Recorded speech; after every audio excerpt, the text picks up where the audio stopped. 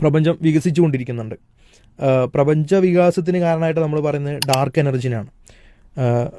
എന്നാൽ ഈ ഡാർക്ക് എനർജിയുടെ അളവ് ലേശം കൂടുകയായിരുന്നു ചെയ്തതെന്നുണ്ടെങ്കിൽ ഒന്നും മറ്റൊന്നിനോടും ചേരാതെ പിന്നെ ഗ്രഹങ്ങളോ നക്ഷത്രങ്ങളോ ഗാലക്സിയോ ജീവനോ ഒന്നില്ലാത്തൊരു വിരസമായിട്ടുള്ള പ്രപഞ്ചമായിരിക്കും ഉണ്ടാവുക.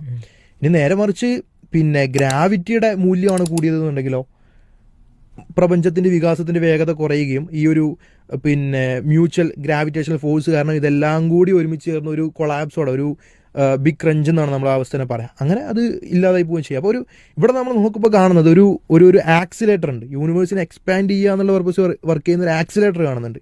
അതേസമയം അതിനെ നിയന്ത്രിക്കാൻ വേണ്ടിയിട്ട് തന്നെ ഒരു ബ്രേക്കും കാണുന്നുണ്ട്. ഒരു ആക്സിലേറ്ററും ബ്രേക്കും ഉണ്ടെങ്കിൽ അത് ചേട്ടാൻ ഒരാളാണല്ലോ. ഇങ്ങനെ ഒരു സംവിധാനം ക്രിയേറ്റ് ചെയ്യപ്പെട്ടിട്ടുണ്ടെങ്കിൽ, ഇങ്ങനെ ഒരു ഇന്റലിജൻസ് അവിടെ വർക്ക് ചെയ്യുന്നുണ്ടെങ്കിൽ ഇത് ഏതിനെയാണ് സപ്പോർട്ട് ചെയ്യുന്നത്? ഇത് റാൻഡം ആയിട്ടൊക്കെ ഇത് ഉണ്ടായി എന്ന് പറയണമെന്നുണ്ടെങ്കിൽ അത്രമാത്രം ഇംപ്രോബിൾ ആയിട്ടുള്ള യുക്തിവിരുദ്ധമായിട്ടുള്ള ഒരു സാധനമാണ്. അപ്പോൾ കണ്ടിൻജൻസി ആർഗ്യുമെൻ്റ് അനുസരിച്ചാണെങ്കിലും ഫസ്റ്റ് കോഴ്സ് ആർഗ്യുമെൻ്റ് അനുസരിച്ചാണെങ്കിൽ ഈ പറഞ്ഞ പിന്നെ പ്രഡിക്റ്റബിലിറ്റി തിയറി അനുസരിച്ചാണെങ്കിൽ അല്ലെങ്കിൽ ഡിസൈനിൽ നിന്നാണെങ്കിൽ ഇങ്ങനെ, അതായത് ഇതിലേറ്റവും പ്രധാനപ്പെട്ട കാര്യം ഇങ്ങനെ നമ്മുടെ വ്യത്യസ്തങ്ങളായിട്ടുള്ള ഫിലോസഫിക്കലായും സയൻറ്റിഫിക്കലായിട്ടും ഒക്കെയുള്ള നിരീക്ഷണങ്ങളെല്ലാം ഒരു ആശയത്തിലോട്ട് പോകുന്നു എന്നുള്ളതാണ്.